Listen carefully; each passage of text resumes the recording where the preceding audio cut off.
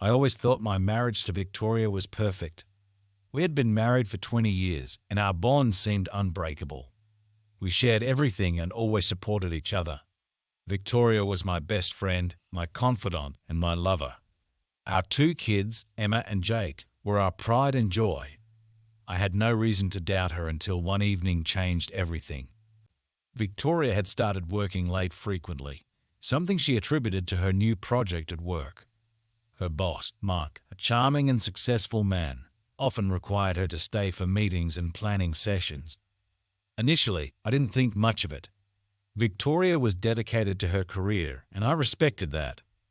But as the late nights became more frequent and she seemed more distant, I couldn't shake the feeling that something was off.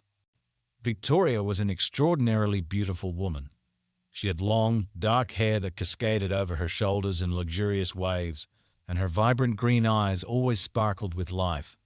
Her smile could light up a room, revealing perfect white teeth and a playful glint that made her irresistible.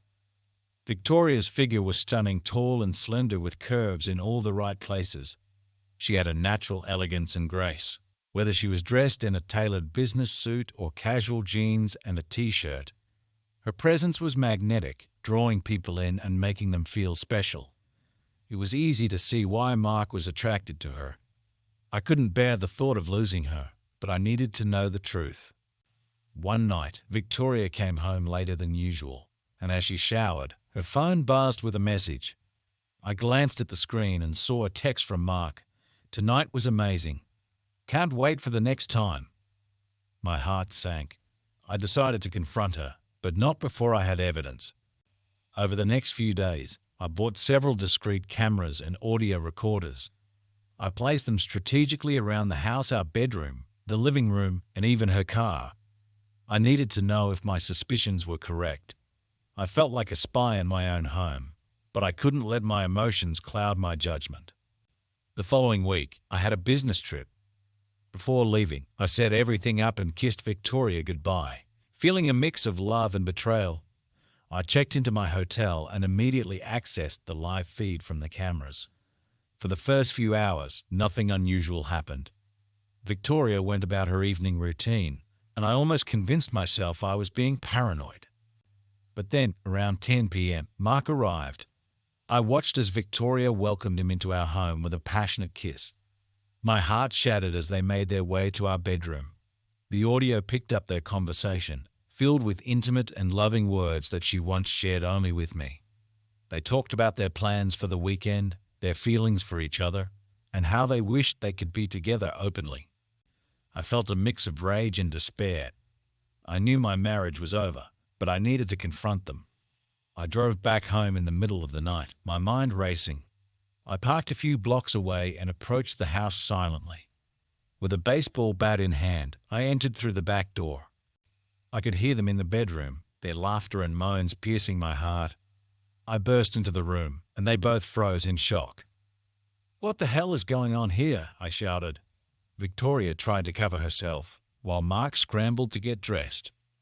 "It's not what it looks like," she stammered. "Save it," I said, my voice trembling with anger. "I've seen and heard enough. You brought him into our home, into our bed. How could you?" Mark tried to speak, but I silenced him with a glare. "Get out of my house, now," I ordered. He left quickly, and I turned to Victoria. "We are done. I don't care what excuses you have. You destroyed our family for this." She begged for forgiveness, tears streaming down her face, but I was resolute. "Pack your things and leave. I'll handle the divorce." In the weeks that followed, I filed for divorce and sold the house. Victoria moved into a small apartment, and I kept custody of the kids. She tried to stay involved in their lives, but they resented her for breaking our family apart. Emma, who was 16, and Jake, who was 14, struggled with the reality of our broken home. They blamed Victoria for the upheaval and turned to me for support and stability. Emma, who was usually outgoing and cheerful, became withdrawn and started struggling in school. Her grades dropped, and she stopped participating in her favorite activities. She spent most of her time alone in her room. The spark in her eyes dimmed. Jake, once passionate about soccer, lost interest in everything he loved. He stopped attending practice and spent his days in a sullen silence. The weight of their mother's betrayal was too much for them to bear. I did everything I could to support them, but it seemed like the light had gone out of their lives. I eventually moved to a new city and started a new life. I found love again with Jane, a kind and compassionate woman who truly valued and respected me.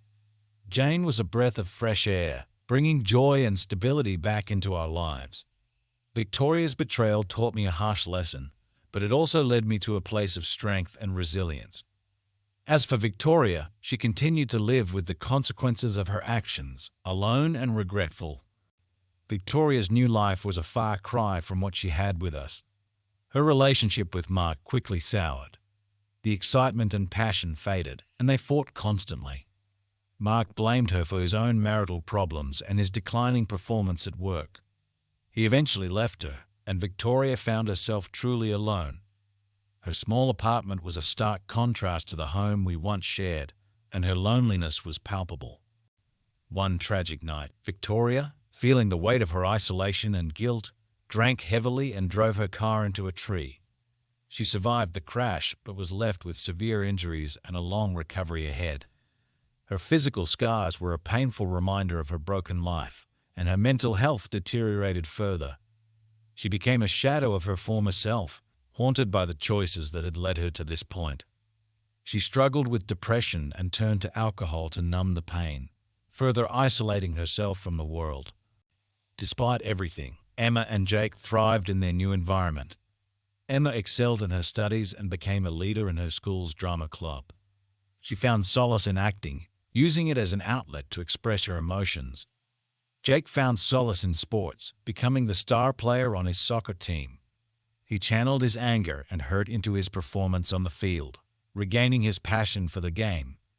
They both went to therapy to process their feelings, and I made sure they knew they were loved and supported, no matter what.